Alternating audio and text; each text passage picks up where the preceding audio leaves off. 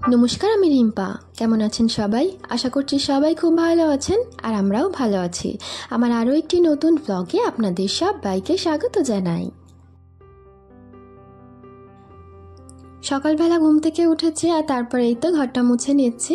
আর ঘর মোছার যে রিফিলটা রয়েছে সেটা আজকে একটুখানি বদলে নিয়েছি। প্রথমবারে যখন আমি এটা ফ্লিপকার্ট থেকে কিনেছিলাম সেই সময়ে 3টে দিয়েছিল এর সাথে এক্সট্রা রিফিল। তো সেগুলো তো ধীরে ধীরে সব শেষ হয়ে গেছে। তো তারপরে আমি আবারও এটা মিশো থেকে কিনেছিলাম এবং আপনাদেরকে আমি দেখিয়েওছিলাম, আপনাদের সঙ্গে শেয়ার করেছিলাম। তো ফার্স্ট একটা আমি ইউজ করেছি, সেটা খুলে এটা হচ্ছে দ্বিতীয়টা, এটা লাগালাম এবং এর সাথে আরও একটা রয়েছে। তো কোয়ালিটিটা কিন্তু আমার বেশ ভালোই লেগেছে। আমি প্রথমে দেখে একটু পাতলা মনে করেছিলাম, কেননা আমি যখন এই বাকেটটা কিনেছিলাম সেটটা, সেটার সাথে যেগুলো দিয়েছিল সেগুলো বেশ একটু মোটা ধরনের ছিল। তবে সেরকম একটা অসুবিধে হয় না। তাছাড়া এটা আপনার ব্যবহারের উপরে পুরোটা ডিপেন্ড করে, আপনার ঘরের এরিয়ার উপরে ডিপেন্ড করে কতটা জায়গা ধরে আপনি ব্যবহার করছেন। আজকে যে আমি রিফিলটা চেঞ্জ করলাম, এটা প্রায় 6 মাস পর আমি চেঞ্জ করেছি। তবে একটা রিফিল কিন্তু অনেক দিন পর্যন্ত চলে যায়। আর আমার কতটা এরিয়া আছে সেটা তো আপনারা দেখেইছেন এর আগে, নতুন করে বলার কিছু নেই। ঘরের মেঝেতে কিছু জিনিস থাকলে ঘরটা মোছা খুবই প্রবলেম হয়, কেননা প্রতিদিন সরিয়ে সরিয়ে সব কিছু মোছা সম্ভব নয়। তো যখন দেখি যে একটু ধুলো ময়লা পড়ে গেছে, তখন সপ্তাহে একদিন কিংবা 5-6 দিন ছাড়া একদিন একটুখানি সরিয়ে সরিয়ে মুছে ফেলি। এখন হাতের কাজটাও একটু কম রয়েছে, আর সেই সাথে ভাবছি যে ভ্লগটা আমি যদি কন্টিনিউ করতে পারি সেটা আমার জন্যই ভালো হবে। এবং আপনারা অনেকেই বলেন ভ্লগটা কন্টিনিউ করতে, তো সেটারই চেষ্টা চলছে। আর স্নানের পরে আমি আজকে যেহেতু পুজোটা করব না, সেই জন্য সোনা আজকে করে দিচ্ছে, যদিও এই কদিন ওই করেছে। তো এখন করে আমি ওকে সকালবেলা ঘুম থেকে তুলে ওর বাথরুমের কাজগুলো সেরে নিয়ে তারপরে ওকে স্নানটা করিয়ে দিই, কেননা এখন একটুখানি ওকে হনুমান চালিসা পড়াটাও আমি শেখাচ্ছি। মা বাবা হিসেবে আমরা আমাদের সন্তানকে তো অনেক ধরনেরই শিক্ষা দিই, এটা করো ওটা করো। তো আমার মনে হলো যে এই ধরনের যে আধ্যাত্মিক দিকে যে ছোটোখাটো শিক্ষাগুলো আছে সেগুলো দেওয়া উচিত। কেননা শুধুমাত্র আমরা এটা কেন ধরে নিই যে একটা ছেলে জন্মেছে, তাকে ভালো করে লেখাপড়া শিখিয়ে সে চাকরি বাকরি করবে বা টাকা উপার্জন করবে। তো তার পাশাপাশি কিন্তু এই ধরনের ছোটোখাটো শিক্ষাগুলো আমার দেওয়া উচিত বলে মনে হয়, তাই জন্যই আমি এটা করি। আর এই যে সকাল থেকে আকাশটা বেশ ফাঁকা ছিল, তবে হঠাৎ করেই কিন্তু ভীষণই জোরে ঝমঝম করে বৃষ্টি নেমে গেছে। তো বর্ষাকালের বৃষ্টি কখন কি হয় বলা যায় না। আর এই বৃষ্টিটাকে দেখেই মনে হলো আজকে ব্রেকফাস্টে একটু অন্যরকম কিছু করব। তো আলুর তরকারি আর একটুখানি মুগ ডালের কচুরি করার ভীষণ ইচ্ছে গেল, সেটাই বসেছি। তবে আলুর তরকারিটা একটু অন্যরকম করেই করার চেষ্টা করছি, সবসময় তো একই স্বাদ ভালো লাগে না। আমি এখানে আলু, টমেটো, পেঁয়াজ সব কিছু ডুমো ডুমো করে কেটেই দিয়েছি, পেঁয়াজটাকে একদম কুঁচো করিনি। আর একটুখানি হিং আর জিরে ফোড়ন দিয়ে আলু পেঁয়াজগুলো ভালো করে ভেজে নিচ্ছি। আর তারপরে এতে মশলা সেরকম কিছু একটা দেব না, একদম হালকা পাতলা রান্না করব। হঠাৎ করে মনে পড়লো যে একটু কারি পাতা দিলে তরকারির স্বাদটা একটু অন্যরকম হবে, তাই জন্য সেই পাতা তুলেও আবার দিয়ে দিলাম কয়েকটা। আমাদের যে দৈনিক খাবারগুলো থাকে দেখা যায় কি সেগুলো আমরা প্রায় দিনই একই রকম খেয়ে থাকি। তো মাঝে মধ্যে যদি একটু অন্যরকম একটু আলাদা স্বাদ কিছু দেওয়া যায় তাহলে কিন্তু সেটা খেতেও ভালো লাগে, আর নতুন একটা এক্সপেরিমেন্টও হয়ে যায় যে আমি যেটা করলাম সেটা ঠিক করলাম কি না। ওপর থেকে শেষে একটুখানি ধনে গুঁড়ো দিয়ে দিলাম। ধনে গুঁড়োটা আমি ভালো করে কষিয়ে নিইনি, তার কারণ এটাই, ধনে গুঁড়োটা একটু জলটা ঢালার পর দিলে যে একটা ধনের গন্ধ থাকে সেটা পাওয়া যায়, আর সেই গন্ধটা আমার বেশ ভালো লাগে। এখানে আমি মুগ ডাল সেদ্ধ করে নিয়েছি, আর মুগ ডালটা কিন্তু একদমই গলে যায়নি কিংবা মুগ ডালটা তলাতেও লেগে যায়নি, আর এর মধ্যে কিন্তু কোনো জলও নেই। তবে ডালটাকে ধরে যদি এইভাবে একটুখানি চিপে দেওয়া যায় তাহলে দেখা যাবে যে ডালটার ভেতরে কিন্তু কোনো দানা নেই, সবটাই সেদ্ধ হয়ে গেছে খুব ভালো করে। আর এটা আমি পুরোটা আন্দাজেই করেছি, আমার কোনো জলের মাপ বা ডালের মাপ কিছুই ছিল না। ডালটা হালকা ভেজে নিয়ে তারপরে একটু জল দিয়ে আমি বসিয়ে দিয়েছি। আর একদম মানে প্রথম থেকেই ফ্লেমটা আমি লোতে রেখেছিলাম, 2টো সিটি দিয়ে পরে আমি এটা নামিয়ে দিয়েছি। তো ডালটা কিন্তু বেশ সুন্দর সেদ্ধ হয়ে গেছে। আমি তো ভেবেছিলাম হয়তো জল থাকবে কিংবা তলাতে ধরে যাবে, তবে সেরকম কোনো কিছু হয়নি। মাঝে মধ্যে কিন্তু আন্দাজটাও বেশ কাজে লেগে যায়, তাই না? তরকারিটা খুব একটা ঝোল করিনি, আর একটু আলুগুলোকে ভেঙে ভেঙে দিয়েছি। তবে এই ধরনের তরকারি চন্দ্রমুখী আলু দিয়ে রান্না করলে মানে খেতে বেশি ভালো লাগে। আর এই যে আলু দিয়ে করেছি, আলুগুলো কিন্তু একটু গোটা গোটা হয়ে রয়েছে, সেটা দেখতে যেন কেমনই লাগছে। তো যাই হোক, ফ্রাইং প্যানটার মধ্যে আবার একটু ঘি, হিং আর সামান্য জিরে ফোড়ন দিয়েছি।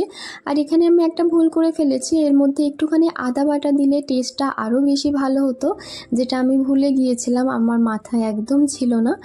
কেননা এইসব জিনিসগুলো সবসময় তো করা হয় না, তাই জন্য মাথাতে সেভাবে থাকে না। আর এখন সময়ের অভাবে তো সব কিছু একটু তাড়াহুড়োর মধ্যে, একটু শর্টকাটের মধ্যে দিয়েই করা হয়। তো যাই হোক, স্বাদমতো সামান্য নুন আর চিনি দিয়েছি, আর এবার এটাকে ভালো করে মিশিয়ে নেব। ভালোভাবে মিশে গেলে ভাজা জিরে আর মৌরি গুঁড়ো একটুখানি ভালো করে ছড়িয়ে দেব, আর তারপরে ভালো করে মিশিয়ে আর গ্যাসের ফ্লেমটাকেও অফ রেখে দেব। আর তারপরে এটাকে আমাকে একটা পাত্রের মধ্যে ঢেলে একটু ভালো করে ঠান্ডা করে নিতে হবে। গরম গরম যদি আমি কচুরির মধ্যে এটা দিয়ে ময়দার মধ্যে যদি পুর হিসেবে ব্যবহার করে ফেলি, তাহলে আমি যখন ওটা বেলে তেলে ভাজবো তখন কিন্তু সব ফেটে যাবে আর তেলের মধ্যে পুরোপুরি ছড়াছড়ি হয়ে যাবে। তাই জন্য আমি এটা একটা জায়গাতে ঢেলে ফ্যানের হাওয়াতে ঠান্ডা করে নিয়েছি। আর ময়দাটাও আমি এখানে মেখে রেখেছিলাম, তো ময়দাটা ভীষণ পরিমাণে পাতলা হয়ে গিয়েছিল। কচুরির ময়দা একটু শক্ত শক্ত মাখলে সেটা বেশি ভালো হয়। তো আবারও আমি পরে ময়দা দিয়ে এটাকে একটুখানি ঠিক করে নিয়েছি। হিং কিন্তু যখনই আমি রেখেছি, তো হিংয়ের ব্যবহার যেহেতু আমাদের বাড়িতে খুব একটা হয় না, হিংটাকে যখনই আমি রেখে দিই হিংটা কিন্তু জমে যায়। তবে আপনাদের যদি কারো জানা থাকে যে কিভাবে রাখলে হিংটা জমে যাবে না, আমাকে কমেন্ট করে অবশ্যই জানাবেন। ময়দা থেকে ছোট ছোট গোলা কেটে নিয়েছি, তবে লুচির তুলনায় এই গোলাটা কিন্তু একটু বড় কেটেছি, কেননা এর ভেতরে পুর দেওয়া হবে। আবার পুরটাকে পুরোপুরি মুখ বন্ধ করে এইভাবে গোল করে নিচ্ছি, নিয়ে এবারে ঠিক যেমন আমরা রুটির মতন করি সেরকমই একটুখানি ভালো করে পেঁচিয়ে নিয়ে তারপরে এইভাবে আবারও গোল করে নেব, যাতে না কোনো দিকে থেকে এটা পুরটা বেরিয়ে যায়। আর তারপরে পুরটা ভরার পর কিন্তু এটার যে আকারটা সেটা পুরোপুরি রুটির যে ময়দার গোলা হয় সেরকমই এসে গেছে, বড় বড়। আর তারপরে এটা সামান্য তেল দিয়ে হালকা হাতে বেলে নেব।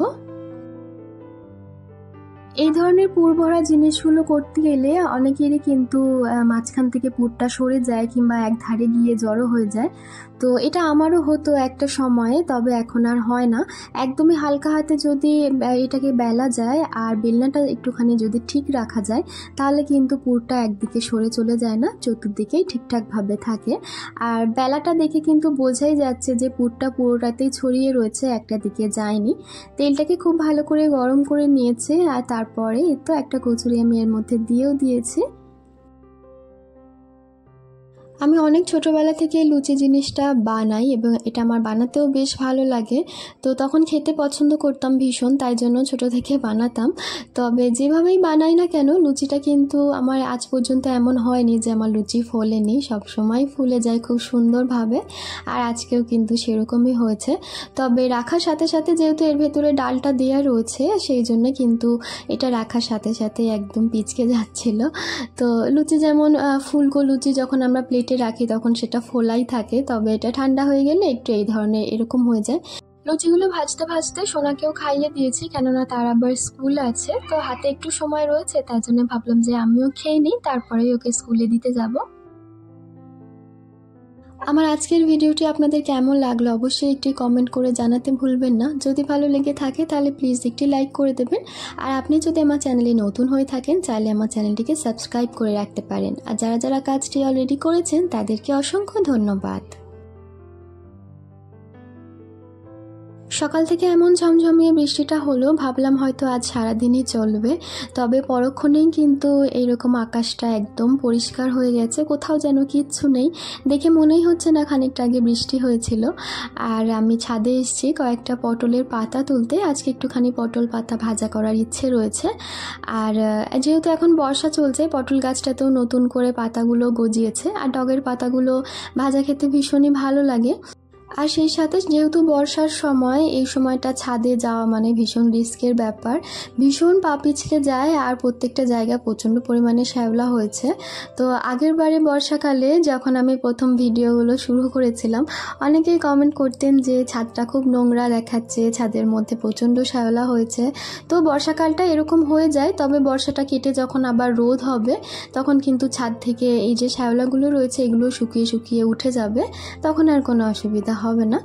আর রান্নায় আজকে একটুখানি চিকেন রান্না করছি। চিকেনটা আমি আজকে ভেজে রান্না করছি, যদিও আমাদের বাড়িতে চিকেন ভেজে রান্না হয় না। তো আমার আজকে ইচ্ছে হলো, একটু মনে হলো যে চিকেনটা হালকা ভেজে নিই, তাই জন্যই ভেজে রান্না করছি। আর সেই সাথে পটলের পাতা তুলে নিয়ে এসেছে, সেটাও করব। আর দিনটা যেহেতু আজকে মানে সোমবার ছিল, আমাদের সোমবার দিনকে সকালবেলা মানে ভোরবেলা রান্না হয়ে যায়, কেননা আমার হাজব্যান্ড খাবার দাবার নিয়ে যায়। তো সেইটার জন্যই আমি রান্নার জোগাড়গুলো আগের দিন রাত্রেবেলা করে রেখেছিলাম। তো সেই জন্যই প্লাস্টিক থেকে পেঁয়াজ কুচোটা বের করলাম, ওটা ফ্রিজেই রাখা ছিল। তবে আমার হাজব্যান্ডের যেহেতু আজকে শরীর খারাপ, সেই জন্য সে যায়নি এবং আমি বেলাতেই রান্না করছি সব কিছু বের করে। তবে এই একটাই সুবিধা হলো যে আগের দিন কেটে রেখে দিয়েছিলাম বলে আজকে আমাকে সেরকম একটা ঝামেলা করতে হয়নি। অন্যান্য দিনের মতন খুব একটা তেল মশলা আজকে মাংসটাতে দিইনি, একদমই কম দেওয়ার চেষ্টা করেছি। তবে একেবারেই যে দেব না এরকমটা করলেও তো আবার ভালো লাগে না, তাই না? সেটা তাহলে একদম রুগীদের মাংসর ঝোলের মতন হয়ে যাবে। এতে 4 টুকরো আমি পেঁপে দিয়েছি, মাংসর মধ্যে পেঁপেটা খেতে বেশ ভালো লাগে। আর যেহেতু এখন একটু শরীর খারাপের বিষয় চলছে, তো একটা আলু একটা পেঁপে দিলে সেটা হয়তো শরীরের পক্ষে ভালো হবে। রান্নাবান্না সেরে খাওয়া দাওয়া করেছি এবং এটা এখন বিকেলবেলার সময়। তো আমি এখানে একটা সবুজ রঙের কাপড় ছিল আমার কাছে, সেটা কেটে নিয়েছি মা লক্ষ্মী ঠাকুরের শাড়ি বানানোর জন্যে। তবে আমি ভেবেছিলাম যে এর উপরে একটু লাল ফেব্রিক দিয়ে ডিজাইন করলে দেখতে বেশি সুন্দর লাগবে। তবে কাজটা আমি শুরু করার পর দেখলাম যে একদমই কিছুই বোঝা যাচ্ছে না, কারণ সবুজ রঙটা ভীষণ ডার্ক। তো তারপরে সব কিছু আমার যেহেতু ভালো লাগলো না, সব বাতিল করে দিলাম এবং তারপরে এখানে বসেছি একটু তাল ফুলুরি খেতে। আমার শাশুড়িমা বানিয়েছিল, বাড়িতে প্রথম তাল এসেছে। তো যাই হোক, তাহলে চলুন আমার আজকের ভিডিওটি এই পর্যন্তই। সবাই খুব ভালো থাকবেন, আবারও দেখা হবে।